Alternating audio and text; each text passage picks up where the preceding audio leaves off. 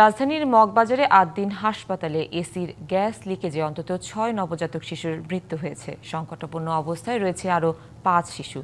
কেন নবজাতকদের মৃত্যু হয়েছে তা এখনো জানা যায়নি। খবর পেয়ে পুলিশ ঘটনাস্থলে পৌঁছেছে এবং মৃত্যুর প্রকৃত কারণ অনুসন্ধানে কাজ করছে। ভোরে ওই নবজাতকদের মৃত্যু হয় বলে জানা গেছে। ঘটনার পরপরই অসুস্থ হয়ে পড়ে আরও বেশ কয়েকজন। তাদের হাসপাতালে চিকিৎসা দেওয়া হচ্ছে।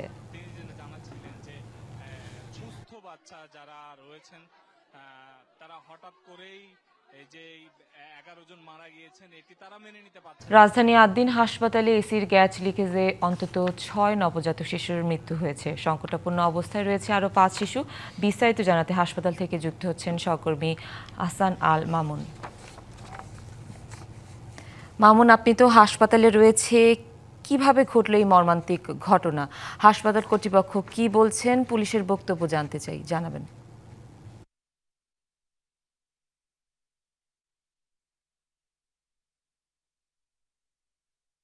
সুনন্দা, যেমনটি বলছিলেন, আসলে আমরা এখানে এসে যেটি দেখতে পেয়েছি যে এই রাজধানীর মগবাজারের যে ৮ দিন হাসপাতাল রয়েছে, শিশু হাসপাতাল, সেখানে আমরা খবর পাই যে এখানে মোট ৬ জন শিশু মারা গিয়েছে।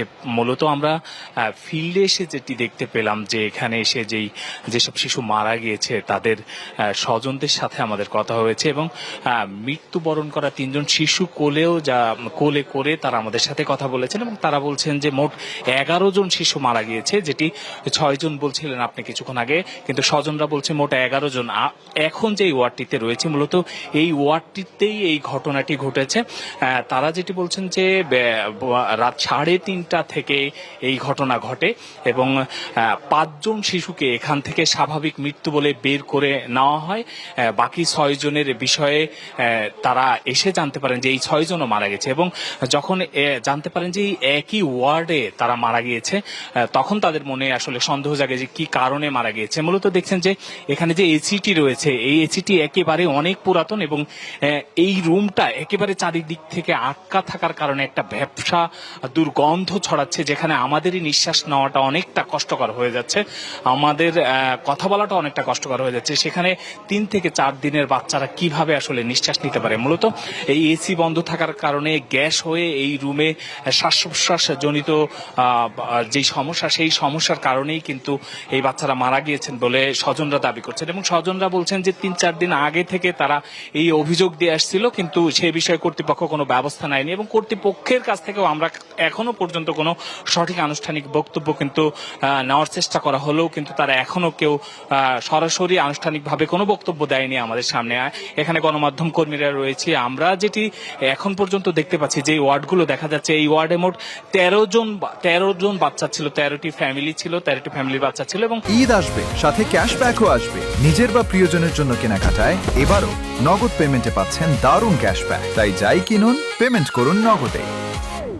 এখান থেকে 11 জন মারা গিয়েছে এবং বাকি 2 জনকে আইসিইউতে স্থানান্তর করা হয়েছে এবং এখানে যারা কর্তব্যরত নার্স রয়েছেন তারা কেউই ক্যামেরার সামনে নেই এবং সবাই দূরে দূরে রয়েছেন, আমাদের সাথে কারোরই দেখা হয়নি এখন পর্যন্ত। এবং যেই ওয়ার্ডগুলো দেখছেন, যে এই ওয়ার্ডগুলোর যে পোস্ট অপারেটিভ ওয়ার্ড, এটা এক, এবং আপনাকে যদি একটু দেখায় যে এই পোস্ট অপারেটিভ ওয়ার্ডের 2 নম্বর আরেকটি কক্ষ রয়েছে, সেই 2 নম্বর কক্ষের ভেতরেও যদি একটু দেখায় যে মূলত আসলে এখানে যে এত পরিমাণ দুর্গন্ধ, যেটি নিঃশ্বাস আসলে নিয়ে কথা বলাটা অনেকটা কষ্টকর হচ্ছে। দেখছেন যে চারিদিকে আটকা একটি জায়গা, এখানে এসি বন্ধ, একদম বিদঘুটে এক ধরনের দুর্গন্ধ, যেখানে 3 থেকে 4 দিনের নবজাতকরা কিভাবে আসলে নিঃশ্বাস নেবে সেটি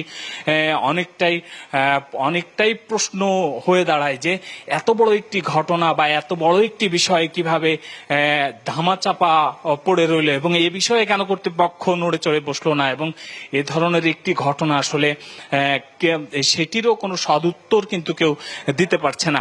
আমরা যদি এখানে যেই চিত্রগুলো আমরা দেখলাম, যে আসলে যে বাচ্চাগুলো মারা গিয়েছে, সেই বাচ্চাগুলো স্বজনদের একটাই দাবি যে এখানে যারা নার্স রয়েছেন বা কর্তব্যরত ডাক্তার রয়েছেন তাদের অবহেলার কারণে এটি হয়েছে বলে তারা দাবি করছেন এবং এই বিষয় নিয়ে আসলে কর্তৃপক্ষের এই ধরনের বিষয়ে আসলে কর্তৃপক্ষের কোনো ব্যবস্থা গ্রহণের বিষয়েও কিন্তু কোনো কিছু দেয়নি। এখন পর্যন্ত আমরা স্বজনরা যেটি দাবি করছেন যে মোট 11টি বাচ্চা আসলে মারা গিয়েছে এবং 2 জন আইসিইউতে রয়েছে বলে আমরা জানতে পেরেছি।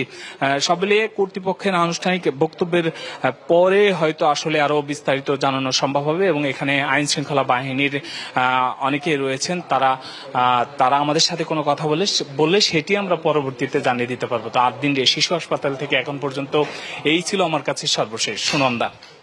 মামুন, আপনি থাকুন, পরবর্তী সংবাদে আরো তথ্য জেনে নেব আপনার কাছ থেকে।